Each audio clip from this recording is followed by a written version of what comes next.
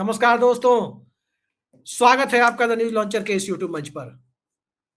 दोस्तों, बिहार की राजनीति से बहुत बड़े संकेत मिल रहे हैं। एक तरफ भारतीय जनता पार्टी के नेताओं के बीच तू चल मैं आया वाली स्थिति है कि एक जा रहे हैं तो एक आ रहे हैं, किसी एक पटना जा रहे हैं तो एक पटना से आ रहे हैं, और यहां तक कि बीजेपी के सबसे बड़े नेता, देवताओं के देवता भी 48 घंटे के भीतर 2 बार दूसरे हफ्ते में, इसी महीने नवंबर के दूसरे हफ्ते में पहुंचने वाले हैं। सवाल उससे बड़ा है, और असली सवाल यही है कि नीतीश कुमार ने जिस ढंग की तैयारियां की, नीतीश कुमार ने छठ पूजा को लेकर पटना में जिस तरह की तैयारियां की, आमतौर पर विपक्षियों से प्रशंसा कम ही मिलती है।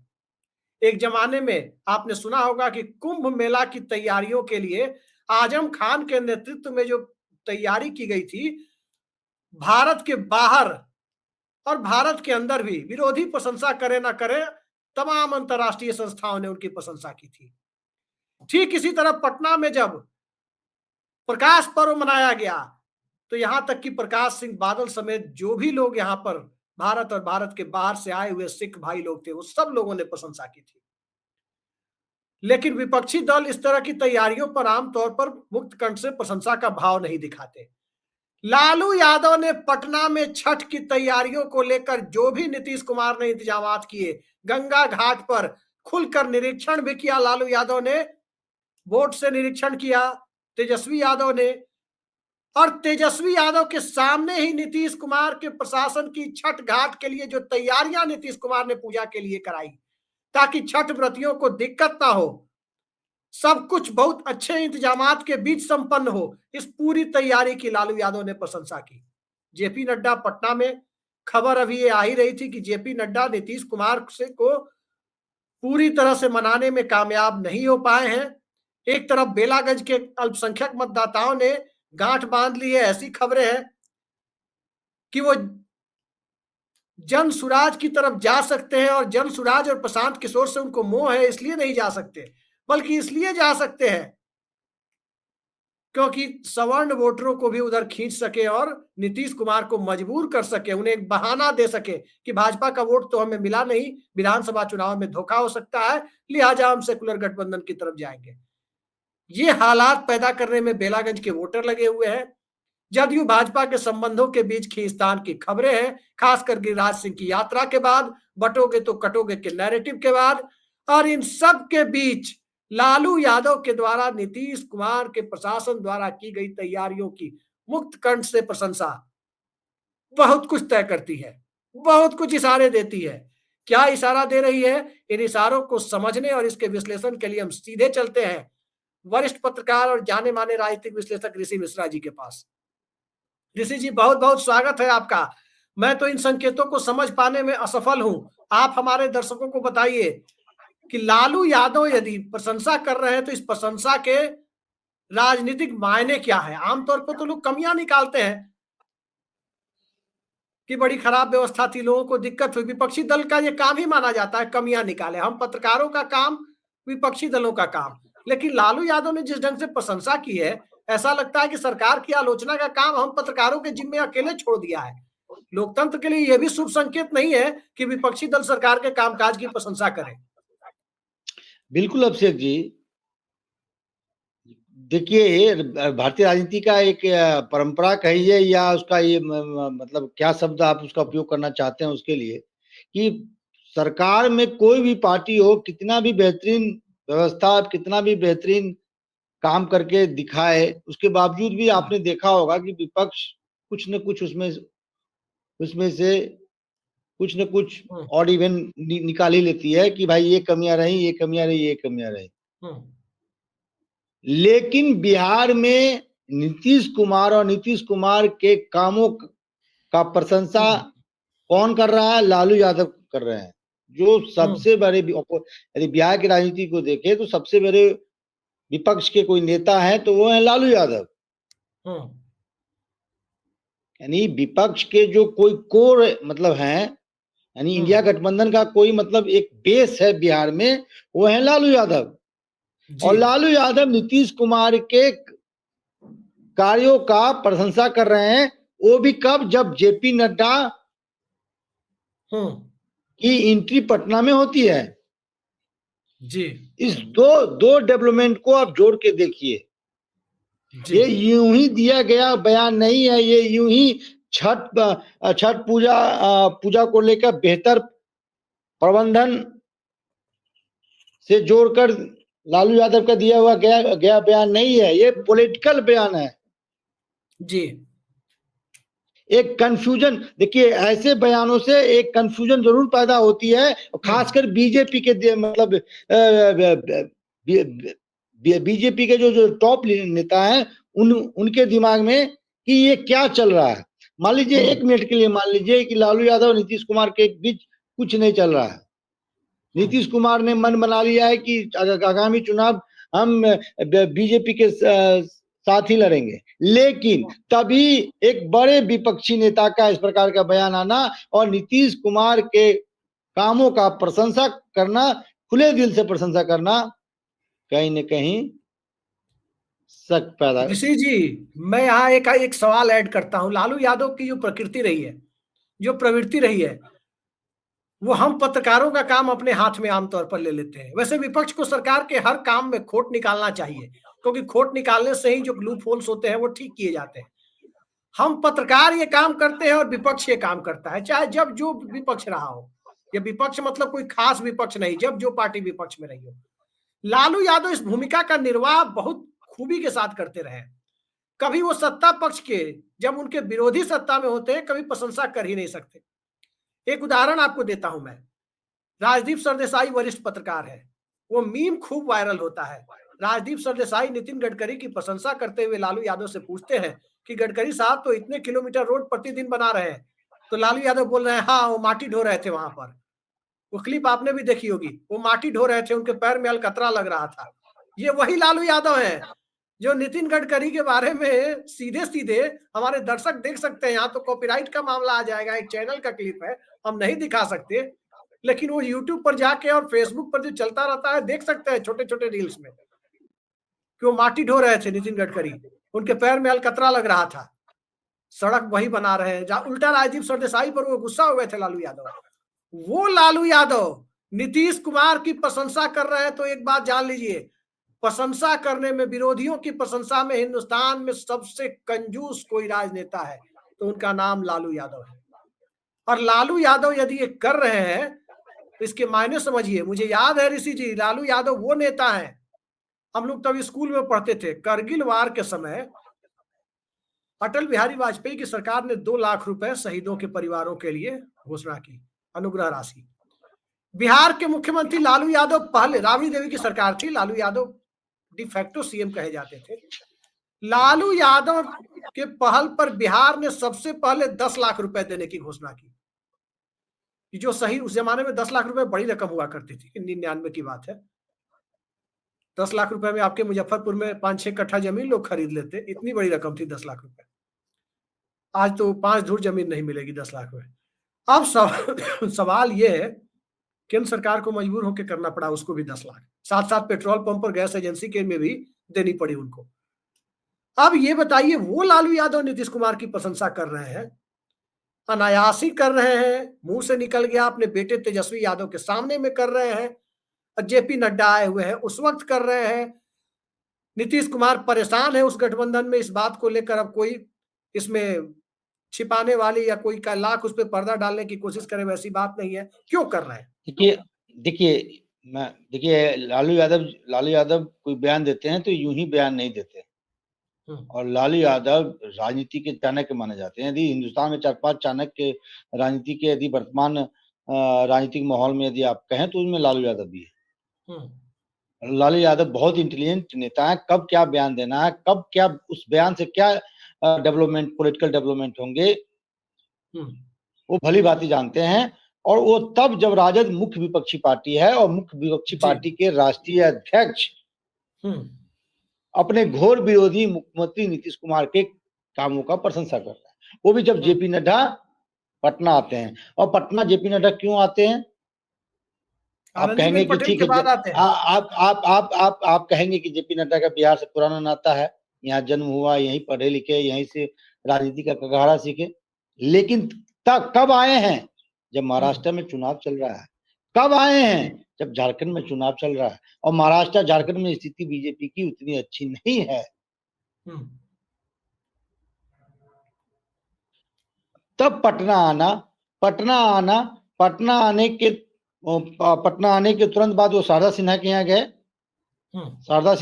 गए और शारदा सिन्हा जी के घर से कुछ दूरी पे ही संघ का कार्यालय है।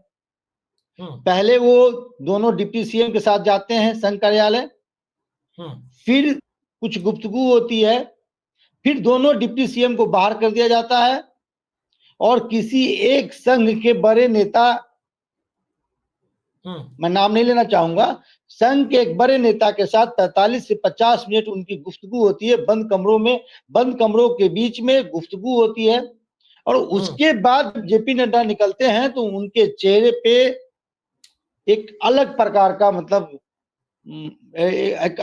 का जो मतलब चेहरा पे जो चमक है वो देखने को मिलता है। इंडियन मूवी वाला सनी देओल के कमरे वाला चमक निकलते वक्त, तो कहीं न कहीं देखिए, कहीं न कहीं मैं ये नहीं कह रहा हूं, मैं बार बार कह रहा हूं, कई हमारे जो सम्मानित दर्शक हैं हमारे विचारों से, हमारे खबरों से परेशान हो जाते हैं कि ये लोग जो है एक ही प्रकार की खबर हमेशा चलाते हैं, क्योंकि हमारा प्रोग्राम जो है बिहार बेस्ड है। बिहार में जो भी पॉलिटिकल डेवलपमेंट होगा, पूरे देश में लोग देखते हैं न्यूज लॉन्चर को। तो पर्दे के पीछे जो खेल हो रहा है उसको आपके सामने रखने की हम लोगों की जिम्मेवारी है। तो संघ कार्यालय जाना, जेपी नड्डा का क्लोज डोर मीटिंग होना, उस क्लोज डोर मीटिंग में दोनों डिप्टी सीएम को बाहर कर देना, ऋषि जी, क्योंकि ऐसा कहा जाता है दोनों डिप्टी सीएम में से एक डिप्टी सीएम जो है माननीय मुख्यमंत्री जी के बहुत करीबी है। ऋषि जी, एक को बाहर करते और एक को रखते तो गलत मैसेज आता। तो दोनों डिप्टी सीएम को बाहर कर देना, संघ के नेताओं के साथ क्लोज डोर मीटिंग करना। और एक बात मैं बता दूं, प्रधानमंत्री जो है नरेंद्र मोदी जो 48 घंटे के अवधि में 2 बार बिहार आ रहे हैं, तो संकेत है, बाई इलेक्शन हो रहे हैं, जेपी नड्डा, नरेंद्र मोदी, लालू यादव का, नीतीश कुमार का प्रशंसा करना, सभी को आप जोड़ कर देखिए। मैं फिर भी कह रहा हूं, कोई नीतीश कुमार पाला नहीं बदलने जा रहे हैं, न पाला बदलवाने जा रहे हैं,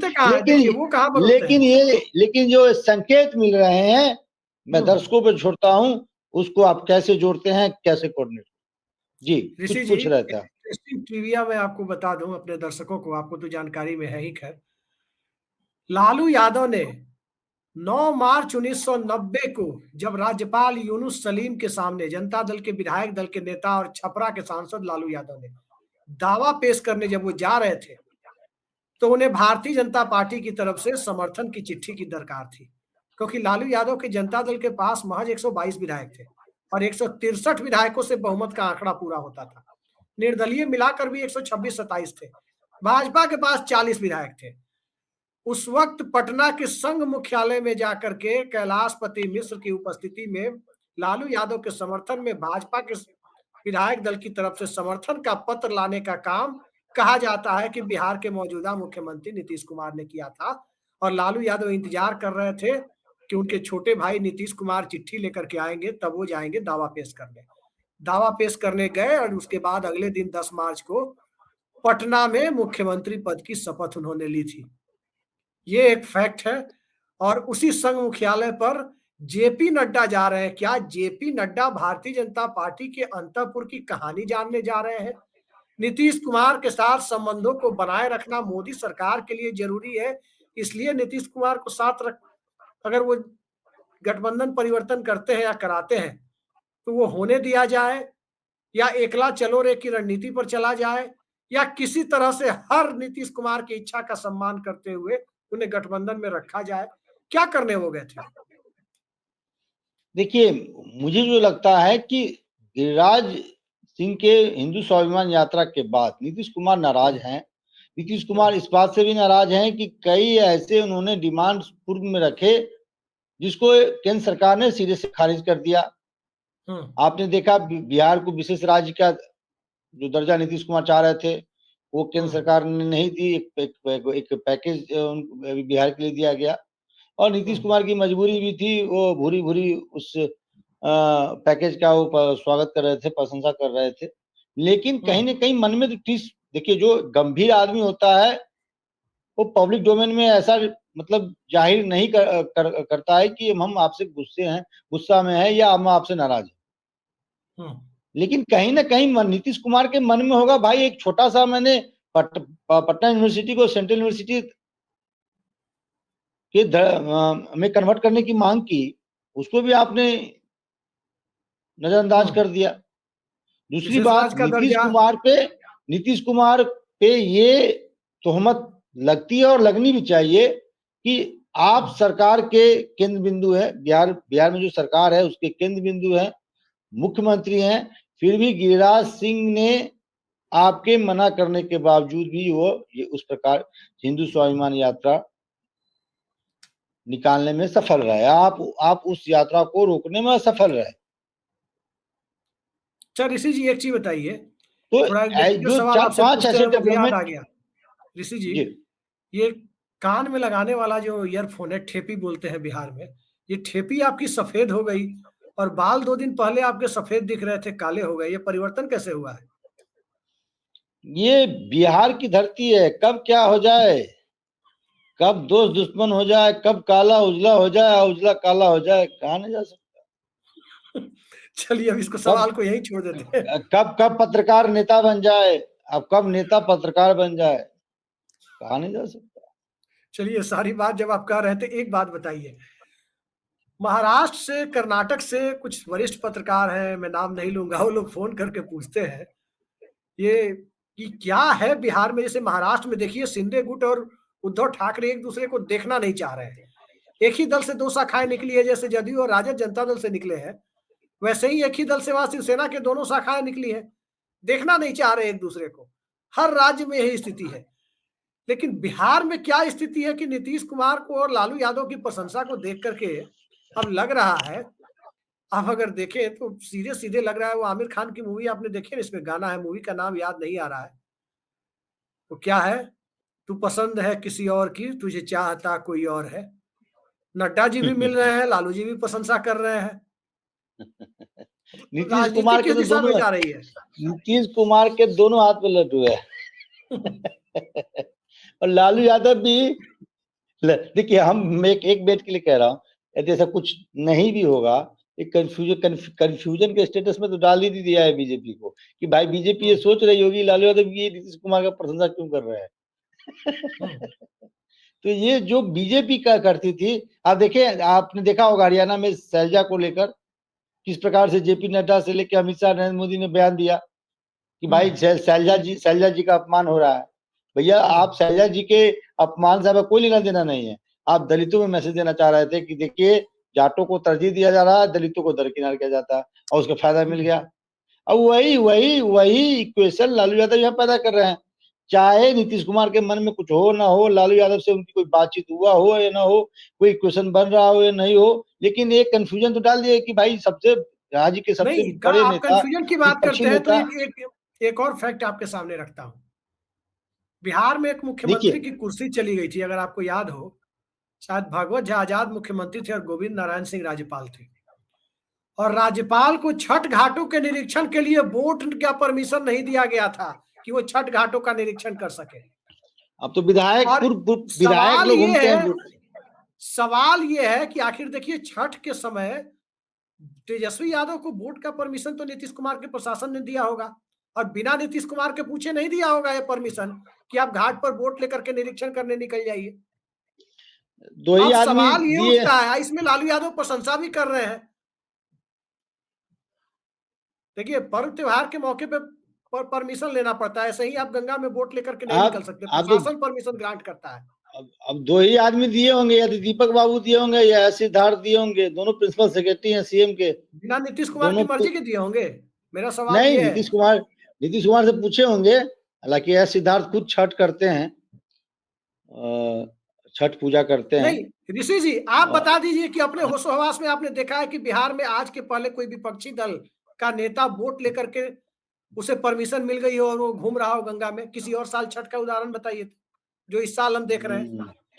अमूमन नहीं देखने को मिलता है, हो सकता है नहीं कोई मिल एक रहा है, ऐसा मुझे तो नहीं एग्जाम्पल हो, देखने को मिला है कि अमूमन वोट देखने को लेकर नहीं के वो मिलता है। घूमते हुए वो किनारे जा करके एक दर्शक की तरह से निगरानी कर लेते हैं, क्योंकि आजकल क्रेडिट लेने का होड़ है। अब अरे भैया, क्रेडिट लेने के होड़ में तेजस्वी मुजफ्फरपुर यादव में बंद कर रहे हैं। अब तेजस्वी यादव तो बड़े नेता हैं, यदि कुछ लगता है कुछ ना कुछ खेल चल रहा है। मुजफ्फरपुर में भी राजद के विधायक जो हैं वोट लेके घूम रहे थे, वो पीला पीला क्या नीला नीला जर्सी क्या होता है वो पहन पहन के घूम रहे थे। जी, स्टेटस स्टेटस भी लगाए हुए हैं सब, व्हाट्सएप स्टेटस लगाए हुए हैं सब। तो लालू यादव वोट पर घूमे, लालू यादव हाँ। प्रशंसा करे, वोट की परमिशन नीतीश कुमार का प्रशासन भी दे दे। प्रशंसा करने के लिए परमिशन मिली होगी, इस बात की गुंजाइश तो यूं ही नहीं बनी होगी। प्रशंसा के पीछे कुछ या भाव तो या जरूर है। देखिए, या नीतीश लालू जी मिलके, हो सकता है कि छठ से पूर्व दोनों दोनों भाइयों की बातचीत हुई होगी। कहा, लालू यादव ने कहा होगा चलो नीतीश भाई चलो दोनों भाई मिलके बीजेपी का मजा लेते हैं। दे दिए होंगे बयान। मैं मैं मतलब लाइटर मूड में कहा हूं, हो सकता है कोई ऐसा डेवलपमेंट हुआ हो सकता है कि नीतीश कुमार के इशारे पे लालू यादव ने बयान दिया हो, या हो सकता है कोई एक सहमति बन रही हो, उसकी शुरुआत हो रही हो। मैं नहीं ये नहीं नहीं, तो कह रहा हूं अगर कि ऐसा इसको बयान सिर्फ लालू लाइटर। यादव देंगे, देखिए जब तक नीतीश कुमार से बात नहीं होगी कोई राजनीतिक खेल करने की, कोई खेला करने की, तो ऐसा बयान लालू यादव देंगे, उनके बेटे का चुनावी भविष्य खराब हो जाएगा। बिहार विधानसभा अब चुनावी वर्ष में प्रवेश कर चुकी है, 5वें साल में। मैंने और क्या उस कहा, वक्त तो मैं जी मैंने तीनों एस्पेक्ट रख दिया आपके सामने में, एक लाइटर मूड वाला भी, एक गंभीर मुद्दा वाला भी, कि भैया कुछ न कुछ यदि चल रहा होगा ठीक है। बाई इलेक्शन के बाद हो सकता है कुछ ऐसा हो जाए। राजनीति में कब क्या हो जाए अभिषेक जी नहीं कर सकते हैं आप। देखिए ये कला नरेंद्र मोदी के पास है, ये आज माननी आज पड़ेगी। मैं ये कह दूं हाइपोथेटिकल बात, हो सकता है कि आप लोग मजाक उड़ाए हमारा, कि अमित शाह अभी आंख कान नाक बने हुए हैं नरेंद्र मोदी के। हो सकता है कुछ दिनों के बाद ऐसा देखने को मिले सबसे बड़ा रिवोल्ट नरेंद्र मोदी के विरुद्ध कोई करे तो अमित शाह करते हुए नजर आए। राजनीति में कब क्या होगा ये कहा नहीं जा सकता है भैया। यही ओम प्रकाश राजभर योगी आदित्यनाथ को मंदिर के आगे भी क्या सन्यासी क्या मंदिर में। हाँ करवाने की बात कर रहे थे। अभी वही ओम प्रकाश राजभर नीला बंडी पहन के, या वो क्या इनके हीरा प्रशंसा मंडी। कर रहे हैं। और ये ओम प्रकाश राजभर और ये संजय निषाद किसके प्लेयर हैं? अमित शाह के प्लेयर हैं। किसको डिस्टर्ब करने के लिए? योगी आदित्यनाथ को डिस्टर्ब करने के लिए। तो ये राजनीति में कब क्या किससे इक्वेशन बेहतर हो जाए, कब क्या हो जाए कहा नहीं जा सकता। ऋषि जी एक चीज समझनी बिहार की राजनीति में जरूरी हो जाती है। पूरे कल भी हम लोगों ने चर्चा की थी, बेलागंज से आज फिर मैंने लेटेस्ट अपडेट लिया है कि क्या है।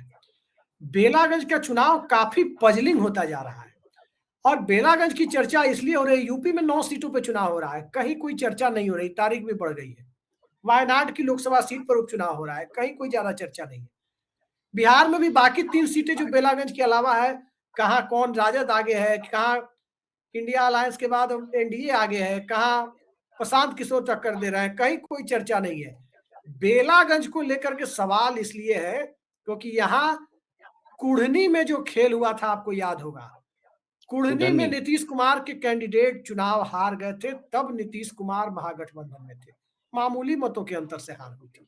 मनोज कुशवाहा जी, हाँ। जबकि कुढ़नी के सामाजिक समीकरण भी भाजपा के समर्थन में थे, क्योंकि 2015 में भी कुढ़नी की सीट भारतीय जनता पार्टी ने उस महागठबंधन की प्रचंड लहर में जीत ली थी, जहां तक मेरी जानकारी है ऋषि जी। और उसके आगे बढ़ करके देखिए, आप इसको देखिए, क्या नाम है, बेलागंज को। बेलागंज में भारतीय जनता पार्टी का कोर वोटर, जिसको आमतौर पर सवर्ण वोटर कहते हैं, उसकी तादाद 46-47 हजार बताई जाती है।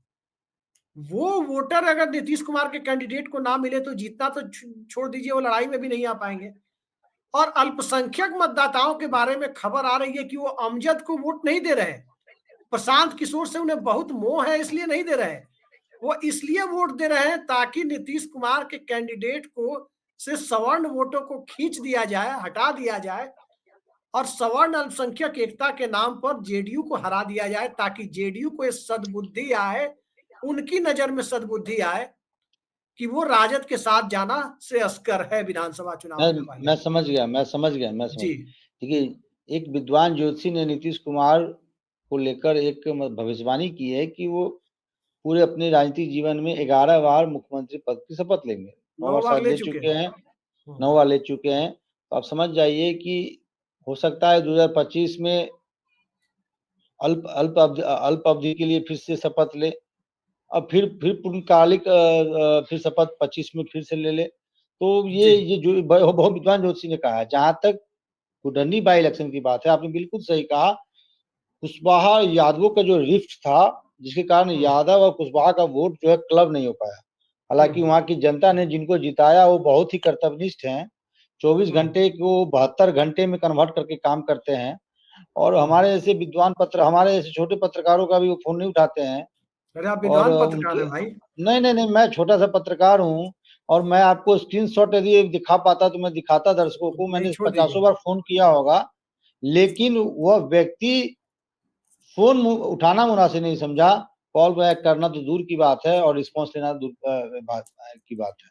अब देखिए, तो राहुल ऐसे गांधी ने लोग तो एक डीएम को, अब राहुल गांधी ने तो वहां एक सेवा के लिए एक सर्विस के नंबर पर डीएम ने कहा कि ये सर्विस है, उन्होंने फोन किया, वो फोन उठा नहीं, नहीं, सामने डीएम को शर्मिंदा होना मैं पड़ा। ये कह रहा हूँ, ये बिहार के लिए दुर्दशा बहुत बड़ी, बिहार के लिए सेटबैक है कि जिनको आपने जिताया और जिसको पार्टी ने मंत्री बनाया, वो आदमी हमारे जैसे पत्रकारों का, जबकि मैंने मैसेज किया, फोन उठाना मुनासिब नहीं समझते हो।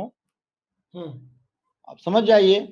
हमारे जो सांसद साहब हैं, जो केंद्र में मिनिस्टर है, एमओएस हैं, अच्छा उनको ये मैंने बताइए 24 ऋषि जी, मैं ऋषि एक बात जी। देखिए, जनता से जुड़े हुए चीजों पे भी बात होनी चाहिए।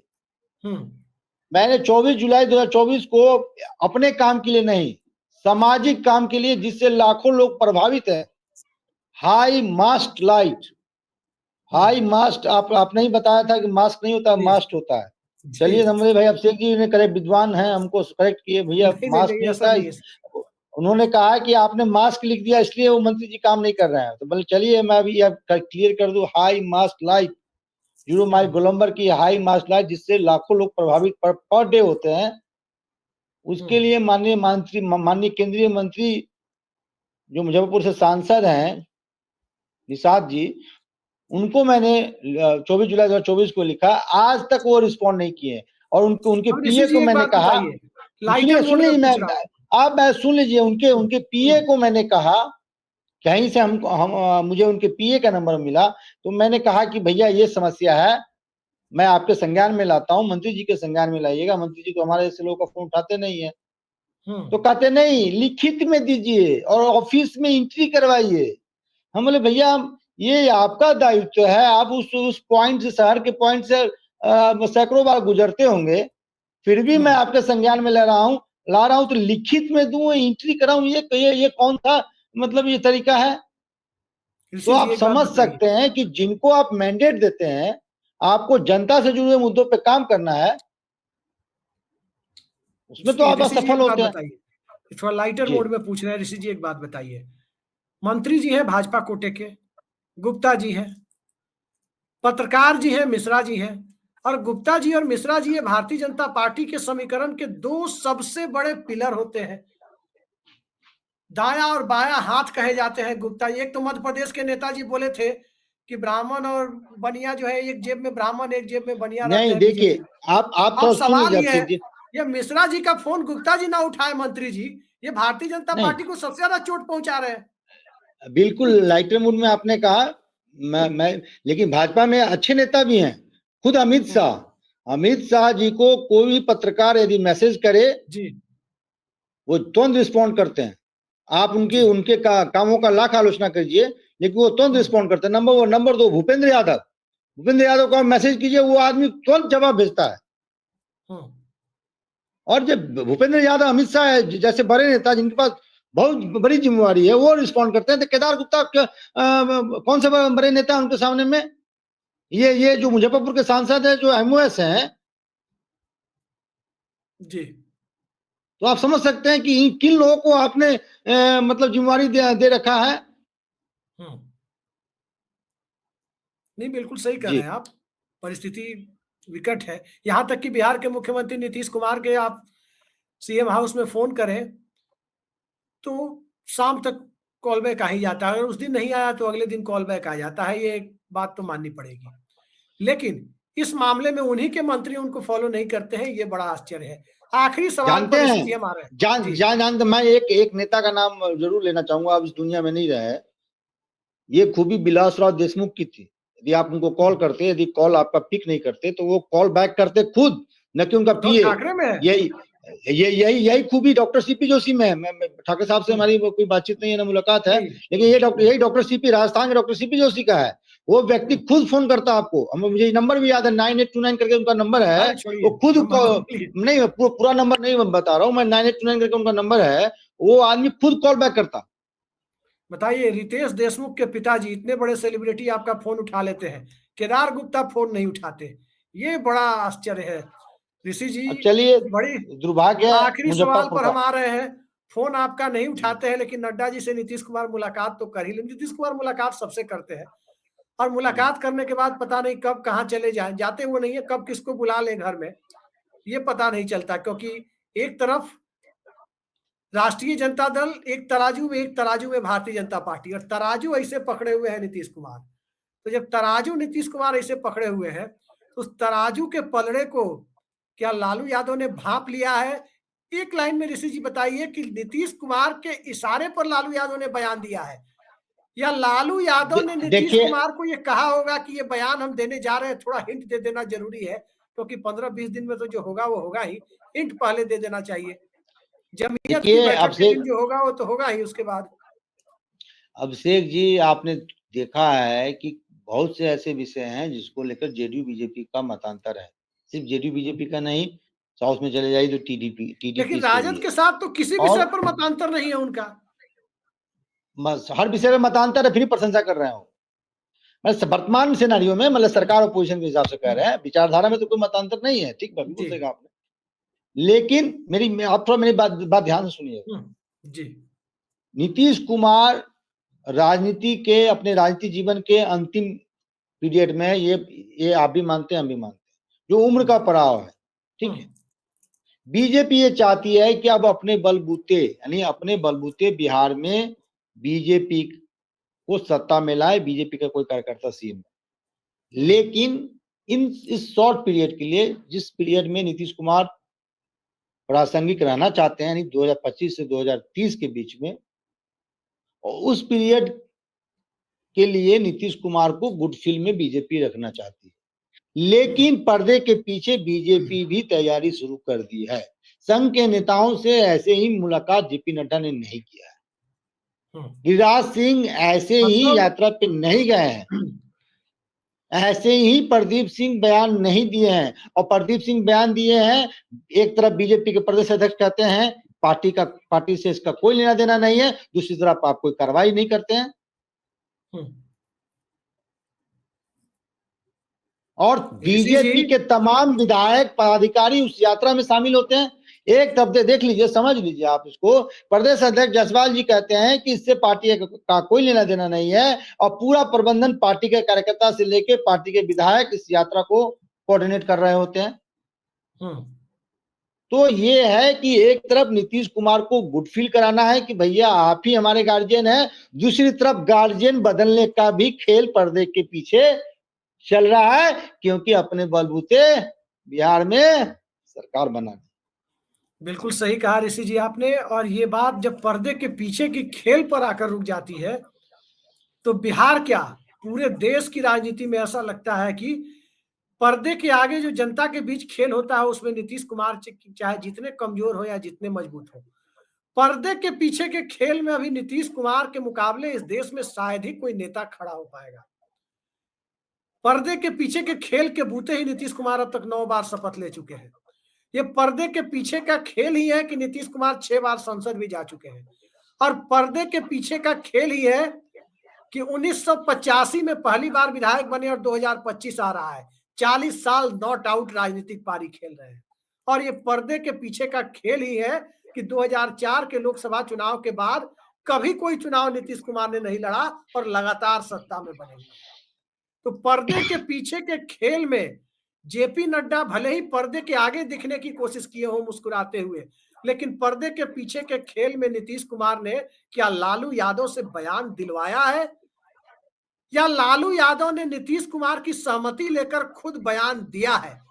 मतांतर सिर्फ इसी विषयों पर हो सकता है कि बयान जो लालू यादव का है वो नीतीश कुमार ने इस्तेमाल किया है लालू यादव का, या अगले 15-20 दिनों के बाद जो होने वाला खेल है जिसकी चर्चा बिहार में बहुत गर्म है, उस खेल की दिशा में कदम बढ़ाया है। ऋषि जी संक्षेप में बताइए क्या है? देखिए, प्रेमी प्रेमिका के बीच में संकेत की जरूरत नहीं होती है।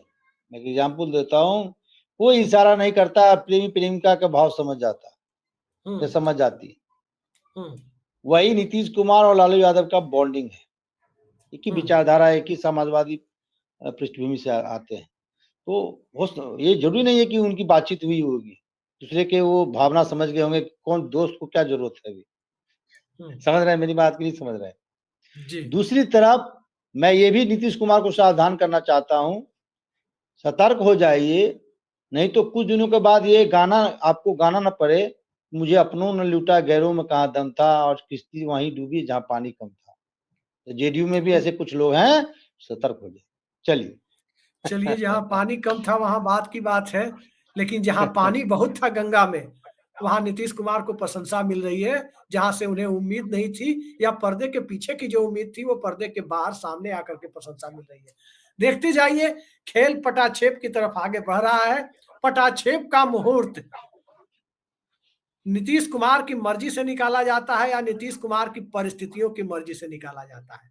परिस्थितियों के मुख्यमंत्री कहे जाने वाले नीतीश कुमार विपरीत हालात में भी अपने अनुकूल परिस्थितियां तो पैदा कर लेते हैं, लेकिन नरेंद्र मोदी की परिस्थितियों का क्या होगा 23 नवंबर के बाद, जब सिंधे गुट के सांसद भी नए घर की तलाश शुरू कर सकते हैं, जब चंद्रबाबू नायडू भी नीतीश कुमार का मुंह देख सकते हैं, लखनऊ के नवाबों की संस्कृति की तरह पहले आप पहले आप।